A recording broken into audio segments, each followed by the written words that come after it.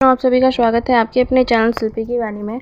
आज मैं आपको इस वीडियो के माध्यम से 22 मई 2025 की दिन की संपूर्ण 4 घड़ियों के बारे में बताने वाली हूं। तो हमारे चैनल पर नया है तो चैनल को सब्सक्राइब कर लीजिए, साथ ही बेल आइकन को भी अवश्य प्रेस कर लीजिए ताकि आपको हमारी वीडियोज़ की नोटिफिकेशन मिलती रहे। वीडियो अगर अच्छी लगे तो उसे लाइक एवं शेयर करना बिल्कुल ना भूलें। तो शुरू करते हैं। आज के दिन का शुभ चौड़ी और शुभ समय रहेगा सुबह के 5:27 से 7:10 तक का। लाभ समय रहेगा दोपहर के 12:18 से 2:01 तक का। अमृत समय रहेगा दोपहर के 2:01 से 3:44 यानी कि जिस समय राहु कालम का समय रहेगा।